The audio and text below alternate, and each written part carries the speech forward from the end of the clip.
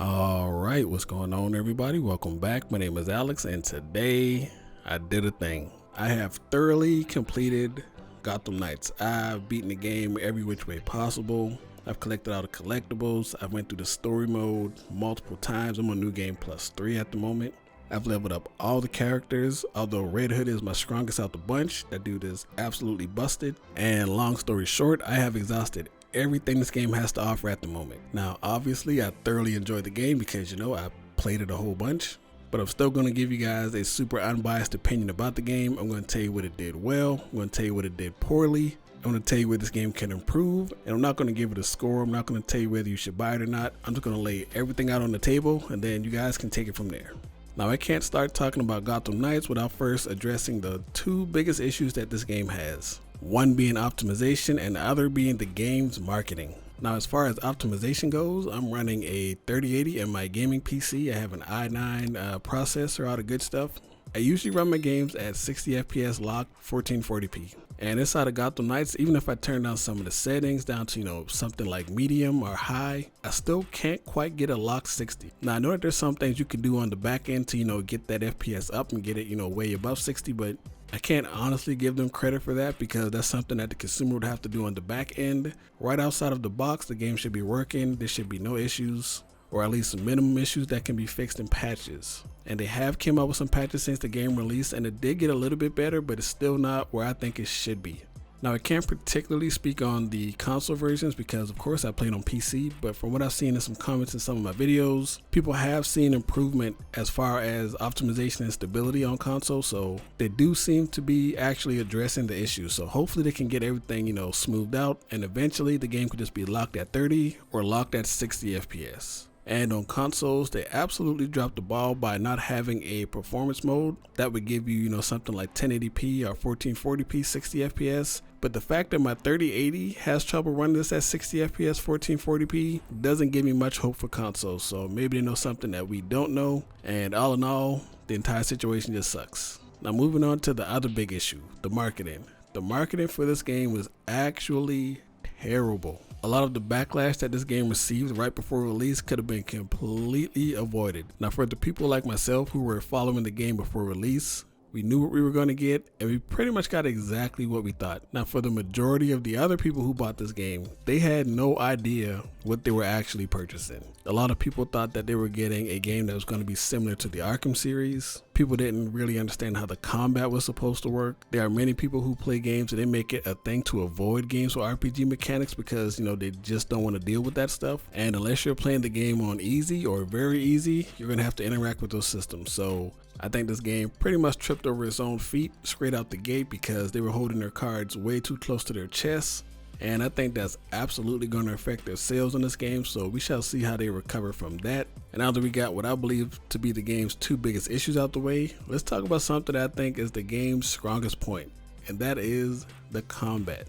Now, I know a lot of people dislike the combat in this game. They compare it to the Arkham games, which was a lot more fast-paced and frantic. And one thing I will say is, yes, the combat in this game is slower, but it's also way more methodical. Inside the Arkham games, the combat was pretty frantic, and it was designed in a way to make you feel super powerful. And when you look at the combat inside of Gotham Knights, your character is way slower. There's a lot of weight behind all of your attacks. There's a lot of wind up. There's a lot of momentum. When you hit the enemies, there's a lot of impact. And something else that I think a lot of people aren't appreciating is the actual character animations during combat.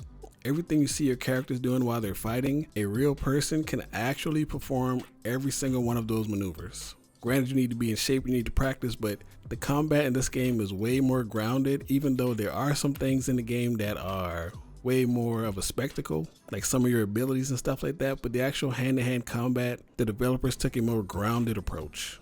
Now, for the people who were having issues with the combat, saying things like the enemies were too tanky, that you're not doing enough damage, that the fights are taking way too long to complete, I will say those things will happen, but they only really happen if your character is 1, under-geared, 2, under-leveled, 3, you don't have a decent build going, or 4, you're using the wrong elements against the wrong enemy types. And like I said earlier, a lot of people don't really want to interact with gear systems like that. So I can see how a lot of people could just completely miss this, and they're just wondering why their character is, hardly doing any damage. And this is also amplified if you're playing on hard mode, which I know a lot of people are just used to putting the game on hard and just going in and playing, but this game will actually punish you if you're playing on hard mode and you're not interacting with the systems. So I think if you're trying to go for a more Arkham experience, it sounds crazy, but just play the game on easy or medium. Now the combat in this game does take a little bit to get used to, and it does feel a little bit slow at first, but once you understand what you're doing, once you understand the enemy's patterns, I promise you the combat will not feel slow. But I will say at a certain point you're going to get so powerful that the game just starts to feel too easy. So that is one gripe I do have, that the game does get too easy once your character is fully built. And I will say that they did kind of drop the ball here by not having a block button or a parry button. So every time you need to get out of danger, you either have to run and slide or dodge out of the way. But I do think not having a counter system in the game actually hurts the game. Even if they didn't want to go the Arkham route, a counter system similar to the one inside of Metal Gear Rising Revengeance, I feel like would have fit inside of this game perfectly. So is the combat inside of Gotham Knights actually bad? I don't think so. I don't think it's even close to being bad, but I do think it's different enough that it will absolutely be off-putting for a lot of people. Now moving on from the combat, let's touch on the actual story. And I'm going to try not to spoil anything about the story here, just in case someone is watching this and they hasn't played the game yet. But in my book, the story was pretty underwhelming. It did start off pretty cool, pretty intense, and the ending was also pretty cool and intense, with a lot of implications for future DLCs or even a sequel. But everything else in the middle was pretty forgettable. Now there were a couple cool cutscenes in the middle of the game, a couple cool action set pieces, but nothing really mind-blowing. And there were a lot of cutscenes with the Bat family going over a lot of the issues they've been having with Batman's death and stuff like that. But those ones kind of always fell flat to me. Like the acting was okay, but just the whole premise of the story was just kind of never really clicked with me.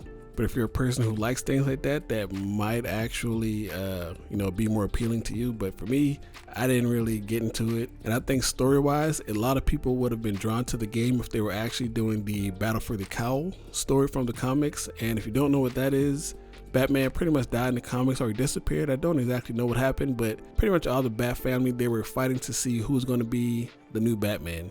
You had Dick Grayson, you had Jason Todd, you had Tim Drake, you had Damian Wayne. Pretty much everybody in this game minus Damian Wayne, and they could have done a spin on that story, and I think that would have hit a little bit harder with a lot of people. But they do get props for the optional bosses like Harley Quinn, Mr. Freeze, and Clayface. Those are actually some pretty cool boss battles. They were actually some pretty dope set pieces, so I think more of that in the game would have went a long way. But all in all, I would just say that the story was okay. Now moving on to the actual in-game systems. I'm talking about the mods, I'm talking about crafting, I'm talking about the gear system, I'm talking about the transmog, pretty much all the systems in the game. This is where the game kind of falls on its face a little bit. A couple tweaks here and the game will actually be in a way better place. Let's talk about it. Overall, I do like that the game actually has a crafting system, but the menus in this game are terrible. Trying to find out what blueprints you have unlocked, trying to navigate the menus to get to a blueprint that you want to craft, it is horrible. And on top of that, there's no real way to track down the blueprints that you're missing. There's no real way to know exactly what you are missing. It's all pretty much a guessing game. And unless somebody comes up with like a third-party document or something to actually track the drops in the game, there's no way you could actually know that you have all the items unlocked. And when it comes to the actual blueprints, there are times where you will have duplicates of the same blueprint. Inside of my inventory, there are items that I have 10 of the same blueprints for. There's nothing different, there's no different stats. Everything is the exact same, except it's just the same item taking up 10 spots inside of my crafting inventory. So there's absolutely an issue here with the coding. I'm not entirely sure how one would fix that, but this is absolutely something that they need to look into, because navigating these menus are actually a headache. And it's a little bit of a shame, because some of the actual legendary recipes are actually really strong. They're really cool. They have some pretty dope effects. But this system in general needs to be reassessed. It needs to be tweaked, and absolutely needs an overhaul.